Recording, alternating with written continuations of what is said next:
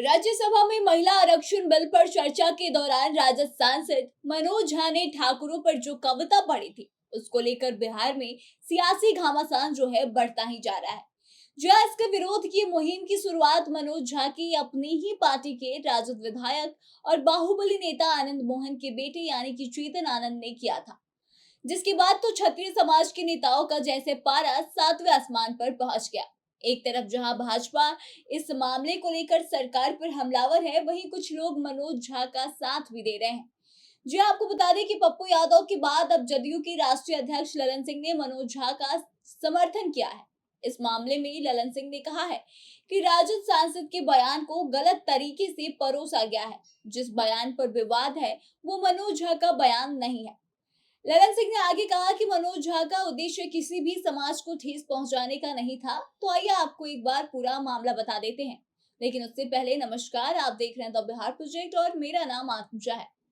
दरअसल आपको बता दें कि बीते 22 सितंबर को संसद के विशेष सत्र के दौरान सदन में महिला आरक्षण विधेयक पर चर्चा हो रही थी और इसी के दौरान राजद के राज्यसभा सांसद यानी कि मनोज झा ने एक कविता पढ़ी थी और इसके जरिए ठाकुर जाति को लेकर विवादित बयान दे दिया था।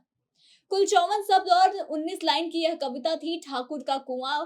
और इस कविता पर बिहार में सियासी बवाल मच गया है। मनोज झा के उस बयान को लेकर बीजेपी ने आरोप लगा दिया है कि राजद समाज में उच्च जाति और निचली जाति के लोगों के बीच झगड़ा लगाने की कोशिश करती रहती है। हालांकि आपको बता दें कि नीतीश कुमार की पार्टी जदयू और राजद इसके बचाव में उतर गई है। इसको लेकर के अब जदयू के जो राष्ट्रीय अध्यक्ष यानी कि ललन सिंह, उन्होंने कहा है कि उनके बयान पर 7 दिन के बाद विवाद शुरू किया गया है। ललन सिंह ने इस मामले के लिए बीजेपी को दोषी ठहराया है। उन्होंने कहा कि बीजेपी ऐसी पार्टी है, उसका काम ही है भ्रम फैलाना। हालांकि मनोज झा के खिलाफ सबसे पहले बिगुल बजाने वाली उनकी ही पार्टी के विधायक यानी कि चेतन आनंद थे। उन्होंने इनके खिलाफ बिगुल फूंका था। ललन सिंह ने इस दौरान बीजेपी के साथ फिर से गठबंधन करने की संभावनाओं से साफ साफ इनकार भी कर दिया। नीतीश कुमार की बीजेपी से नजदीकियों के सवाल पर ललन सिंह भड़क उठे और उन्होंने कहा कि नीतीश कुमार अब अगले 7 जन्म तक बीजेपी की तरफ देखेंगे भी नहीं। जदयू अध्यक्ष ने तो यहाँ तक कह दिया कि बीजेपी एक ऐसी पार्टी है, उसकी तरफ कोई थूके भी ना। बीजेपी ने जो वादा किया था उसे पूरा नहीं किया है, या सिर्फ कानाफूसी का काम करते रहते हैं। वहीं आपको बता दें कि रणधीर रंजन के इस्तीफे को लेकर के उन्होंने कहा कि हमारी पार्टी में बीजेपी के कुछ ऐसे समर्थक थे, इसलिए रणवीर रंजन को पार्टी से निकाला गया। ललन सिंह ने इसके बारे में आगे कहा और मीडिया वाले पे भड़कते हुए नजर आए और उन्होंने कहा कि गोदी मीडिया तय नहीं करेगी कि नीतीश कुमार आगे क्या करेंगे क्या नहीं करेंगे।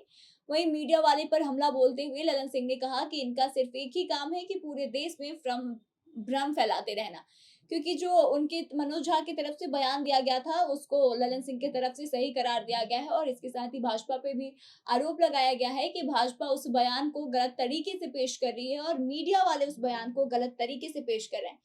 हालांकि आपको बता दें कि सबसे पहले उनके बयान को लेकर अगर किसी ने विरोध जताया तो वो राजद के ही विधायक थे चेतन आनंद, जिन्होंने पहले तो फेसबुक पे पोस्ट लिखा और उसके अगले दिन वह लाइव आकर मनोज झा पर बयान दिए और उनसे इसको लेकर के सवाल भी खड़े किए थे।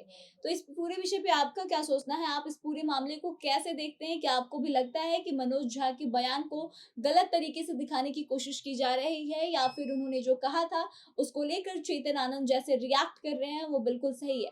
तो इस पे आप क्या सोचते हैं? हमें जरूर बताएं और आगे की तमाम खबरों के लिए बने रहे हमारे साथ, देखते रहें द बिहार प्रोजेक्ट।